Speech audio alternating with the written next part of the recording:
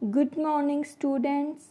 Let's start our first computer chapter, that is computational thinking. To understand computational thinking, we take an example. Aryan is a class 6th student.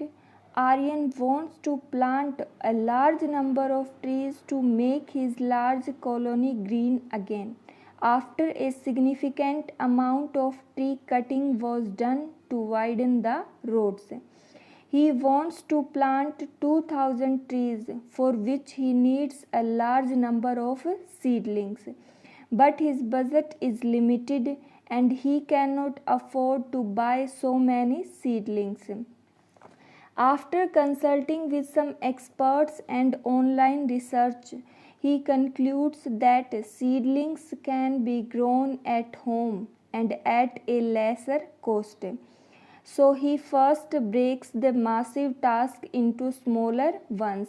Massive task means a large and complex task that is subtasks and studies each subtask individually and works a stepwise solution for each task.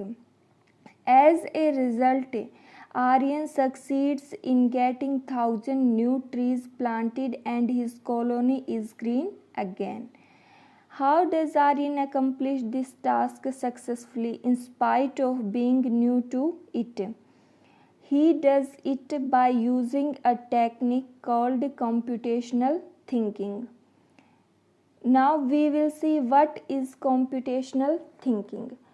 Thinking means a thought process. So computational thinking is a thought process that teaches us how to solve complex problems in such a way that a human or a computer can effectively carry these out.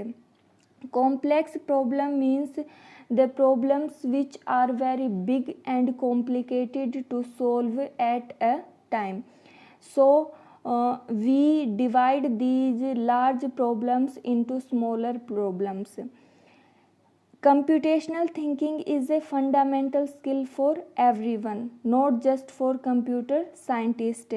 It involves solving problems by following the concepts necessary for computer science, which includes logical reasoning, devising step by step solutions, and designing systems. In computational thinking, we divide a large problems into sub problems and then find the solution of these problems. Next one is components of computational thinking. There are 5 key components of computational thinking. First one is analysis.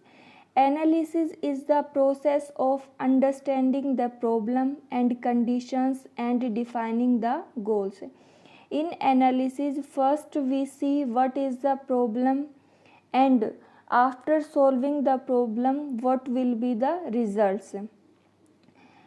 Aryan analyzes the problem in advance when a lot many trees are being cut. He learns or senses that environment is getting polluted, so he needs to plant more seedlings with the help of more persons around his neighborhood to make a green environment. So in Aryan analysis, the problem is the environment is getting polluted and the goal is to purify the environment. Next one is decomposition. Decomposition means breaking a large part into smaller ones. Breaking down a large problem into smaller parts so that smaller parts are easier to understand is called decomposition. The smaller parts can be examined closely and solved individually. So in Aryan's analysis, the decomposition parts are: first is find donors for contributing to the expenses. Next is collect seedlings and seeds from various sources, arrange for nursery bags, organize soil, compost, and natural pesticides, bagging of seeds. Nurture the seedlings until they are ready for plantation with adequate water, convincing colony people to plant the seedlings around their homes and nurture them. So, Aryan has divided the bigger problem into smaller ones. Third one is pattern recognition. Observing patterns, trends, and similarities in the data is known as pattern recognition.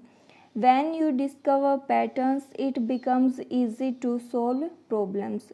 First, we see what are the patterns. Imagine that we want to make a drawing of different kind of birds. Since all the birds share some common features like they have eyes, beaks and wings, so we can quickly draw a bird by including these standard features. In computational, these standard features are patterns. In the earlier example of the making seedlings, Aryan searches on the internet and talks to experts who have already made seedlings in a large quantity. He recognizes similarities between his goal and an existing procedure that experts have followed. Thank you.